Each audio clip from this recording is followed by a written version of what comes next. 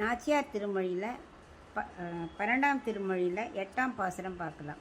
கற்றினம் மேய்க்கிலும் மேய்க்கப் பெற்றான், காடுவாழ் சாதியும் ஆகப் பெற்றான், பற்றி உரலிடை ஆப்பும் உண்டான், பாவிகால் உங்களுக்கு ஏச்சுகொலோ, கட்டண பேசி வசவு உணாதே, காலிகள் உய்ய மழை தடுத்து கொற்ற குடையாக ஏந்தி நின்ற கோவர்தனத்து என்னை உய்த்திடுமின்.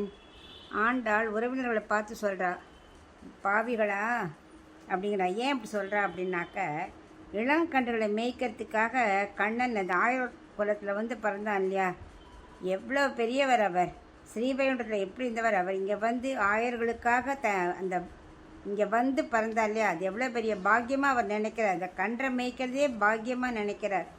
அப்படிப்பட்டவர் போய் நீங்கள் இப்படி சொல்கிறீங்களே, அது மட்டுமா, அவர் பாரு வெண்ணையை திருடிட்டான்னு சொல்கிறீங்களே, அது அவர் வெண்ணையை திருடுறது எதுக்காக? நம்மளோட பாவங்களை போக்குறார். அது மட்டும் இல்லை, அவர் உரலில் கட்டுண்டாருங்கிறத நம்ம நினச்சாலே நம்மளுடைய பெருவி கட்டு களைஞ்சிரும். அதுக்காக அவர் பக்தர்களுக்காக அவர் அப்படி தன்னைத்தானே கட்டுன்ன பண்ணிய பெருமான்னு பார்த்துருக்கோமே, நமக்காக அப்படி பண்ணியிருக்கார். அவரை போய் தப்பாக சொல்கிறீங்களே, இப்படி தப்பாக பேசலாமா அப்படிங்கிறார்.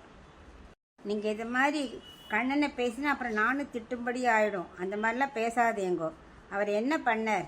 இந்திரன் கல்மாரி பொழியும் போது கோவர்தன மலையே கொடையாக கொண்டு எல்லா ஆயர்களையும் பசுமாடுகளையும் அத்தனை பேரையும் காத்தாரா இல்லையா? அப்படிப்பட்ட தான் மட்டும் கொடையை பிடிச்சிட்டு நிற்கிறார். அந்த இடத்துக்கு என்னை கூட்டுன்னு போங்கோ, நானும் அவருக்கு உதவியாக இருக்கணும். அதனால் என்னை கோவர்தனத்தில் போய் கொண்டு விட்டுடுங்கோ அப்படிங்கிற ஆண்டாள்.